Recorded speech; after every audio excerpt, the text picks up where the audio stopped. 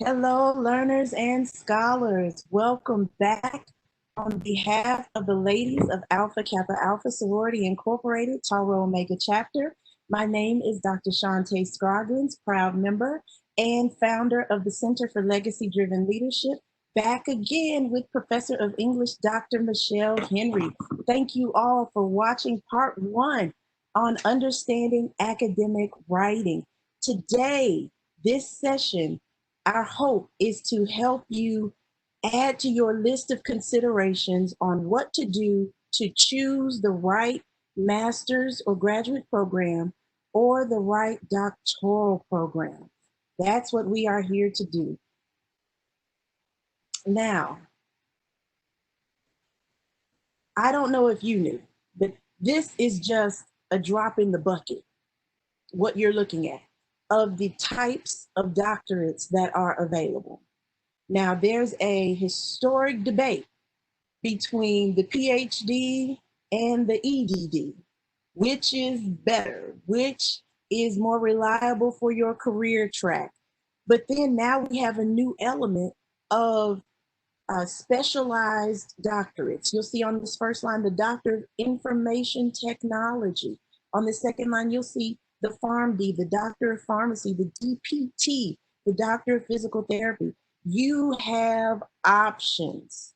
You have options. And those options, it takes time to weigh them. It takes time. And so if you are rushing into graduate work, I don't know if a lot of times the rush is because I need to do it while I feel motivated, but don't rush your program choice. That is my first piece of advice. Do not rush your program choice. And we want to share some things you consider. So the theme of this video is questions, questions, questions, and more questions when you're considering graduate work and doctoral work. So we'll begin with a bit of an anecdote, why I chose my graduate program, the process I went through to choose. First of all, I did not even think that I was going to attend graduate school. I was living my life. I was doing fine. And then I started to have this, I can't explain this idea that maybe I should go back to school. And I looked at programs, and I had an idea of my end goal, which is important. And I was calling around to different schools. I was talking with recruiters. And when I decided that I would attend Regent University for my graduate work, I called one of the deans. I called the person who would be my dean when I registered. This man spent over an hour on the phone with me, asking me questions, listening to me, understanding my spiritual gifts, understanding my vocational interests. And when we were done talking, he said, you know, I think you ought to look into this program. As a result, I received my Master's of Education in Curriculum and Instruction with a concentration in adult learning. And it will be different for all of us, but make the time to ask the questions. And then when we got into doctoral study, I called around. I knew I wanted to pick a place at home. And I'm telling you these stories because you have factors that are important to you. And though do not rule out your personal preferences when you're choosing a grad program or a doctoral program. I knew that I wanted a school in my city because I did not want all of my family to travel. It's a big deal in my family for someone to earn a doctorate, and I wanted everybody who wanted to be there to be there. So being local was my first requirement. After that, you know, I thought I knew what kind of doctorate I wanted. What I ended up with was totally different than my plan. So be ready for that. Be open that in your research, you may actually discover something that's a better fit. Okay, so we have here just a few things to consider for your considerations for your program. One is the time commitment. And I'm going to share a few things and then let Dr. Henry loose with her comments. I know we want to make sure we share some things with you in terms of the EDD versus the PhD so that you can have some clarity. But consider the time commitment. I worked full time and I had loans for my doctorate. If you find funding, and funding is available, if you find funding and you're able to come off of a full-time job, man, go for it. But the rest of us, you may have to work. And then there is a life partner, a spouse that has to be considered. There may be children that have to be considered. If you're a caregiver, there may be someone who will depend or be affected by your time commitment to study at this level. Then at a grad program, find out if there's a thesis requirement. There was no thesis for my program. So find those things out. What kind of writing is expected of me when I go into this program? Then, and this is something that I cannot emphasize enough, understand your career possibilities after you graduate before you apply, okay?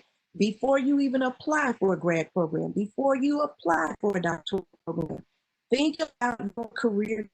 Spend as much time thinking about that as you do the cost, as you do the distance, as you do the requirements of the program.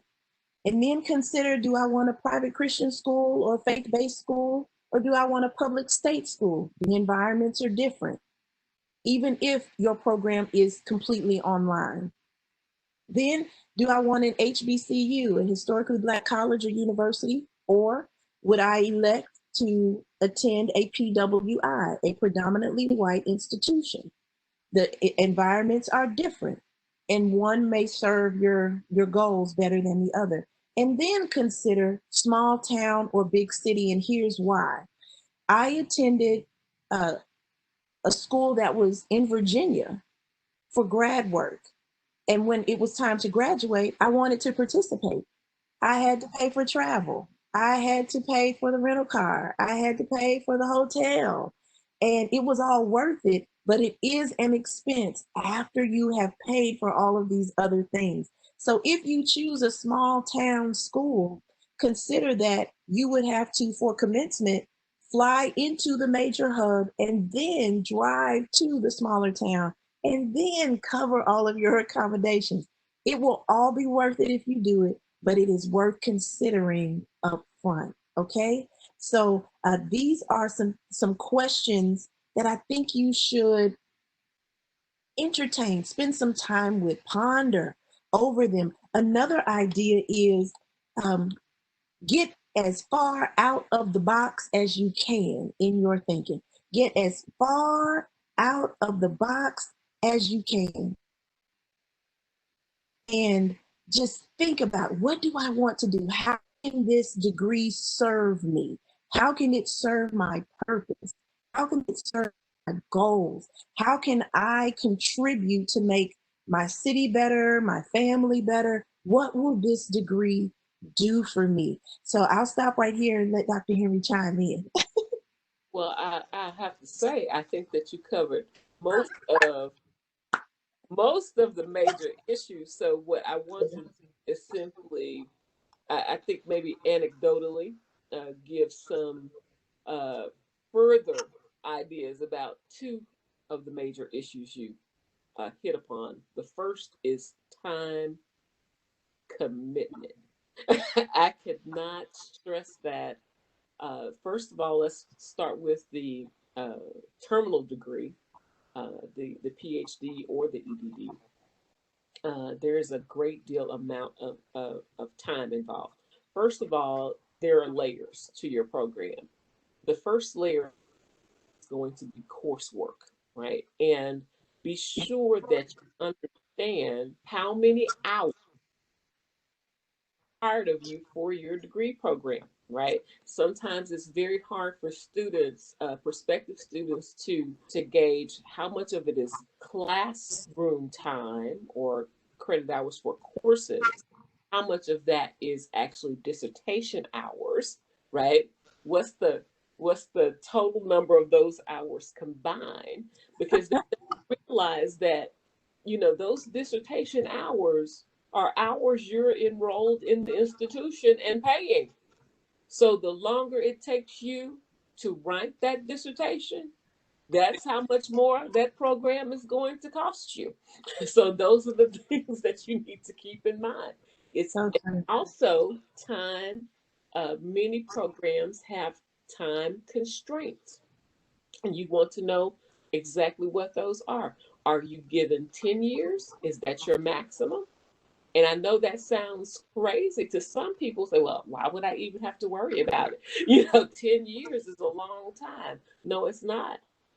Okay, because life is still happening to you. Yes, Things will get in the way. Sometimes you might not be able to do a full semester. Maybe you're working a full-time job that requires travel. 10 years comes upon you. And do you know that many times if you go beyond the max time limit, then you will have to start again. You invalidate your program. that's right. That so make sure that you understand. It's the fine print, y'all. You have to read the fine print. Time. Do not underestimate how long it takes to do coursework. Right. That each course is really its own island, and you can't really gauge one after having had the other. Right.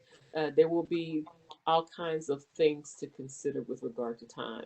So many students get to the point of being uh, they're finished with their coursework, and many of them have even taken their language competency exams. They've taken their comprehensive exams, but they do all that and they still don't make it through the dissertation, right? They're all the dissertation and then they quit, right? Why is that? A lot of it is because there was a failure to consider the time, Mhm. right? The next thing I think the other major issue that I probably could not stress enough is to be honest with yourself about why you want to pursue graduate education.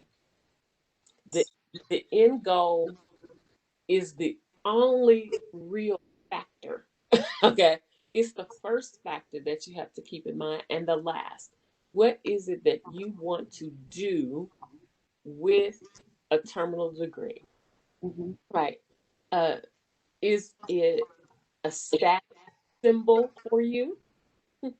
Or is this about engaging in real transformative work that only a PhD or only an EDD could position you for, right? Depending on your answer to that question, status or transformative work, that lets you know if you want to move forward with the program or not, whatever that program is. So Wow. I had to just hit that because some people, so many don't persist. So I think at one point the statistic was that 50% would get to the point of ABD and drop out. So, in a lot of that, as we didn't consider at the fore all of these challenges that Dr. Scroggins has highlighted for us so eloquently. So, but time and also what is your motivation? Mhm. Because it's your intrinsic motivation, your desire for service, your desire to transform the world. Those will be the things that sustain you through the difficult challenges in the program. Not to say Yes. that it's all difficulty, it's not, right? I don't want to paint that picture, but there are some. And the only way through them is to keep the eye on the prize, right? And you have to know what that prize is. There are a couple of things I want to tack on before we move to the EDD versus PhD debate. Two things. One is once we buy in, once you jump in and decide, I'm going to complete my master's degree or I'm going to pursue a doctorate, once you commit, add, make room in your commitment for life happening. And I'll tell you just what happened to me. In the beginning of dissertation writing. The first 3 chapters are called the proposal. I was writing my proposal when my mother went into the hospital the second time during my program, and she was almost out of here. And she came out of surgery in the recovery nook, and there was a curtain. And I had 2 friends who showed up to help me. We were about to move her to a room. On the other side of that curtain, what was I doing? I was not talking to family. I was talking to my dissertation chair and receiving edits for my proposal. You have to build in room for life to happen. And when my mother was put in a room, they gave me all these blankets, and they set up, brought me an extra, the food table that they give the patients. They brought me a little table, and I was writing when I wasn't sleeping in that recliner next to her bed. You have to decide that you are going to finish and that you're going to finish on time. That said, my program was what was called accelerated. When you are doing your research for programs, there may be master's programs that you can complete in 1 year. And my program was 34 months, just shy of 3 years. And I completed my program on time. And so Dr. Henry alluded to deadlines, looking at what those time commitments are. And I had deadlines that by a certain point in every year, we should be past a certain milestone, even to the point that when I took comps on a Monday, and I learned on Thursday of the same week that I would be defending my proposal on Friday. And so I just happened to start on my proposal PowerPoint 3 weeks before. And my chair and I had already been working through my PowerPoint. Had I not been planning and building in, working forward, I would have been up all night. And so these are the things that you want to plan for when you commit to graduate and post-grad work. You can do it. It can absolutely be done, and it can be done on time. And if life happens, you can get back up on that horse and finish. But it all begins on what we are reconciling in our heads. If you want to finish, you can. All right? That sounded really Mr. Rogers-ish. So now that we had that happy moment together, let's move on to the historic, the legendary, the time-bound, long-time debate about, should I get a PhD or should I get an EDD? I heard that if you get an EDD, it's less respected. And if you get, people only respect the PhD. And that, Dr. Henry, have at it.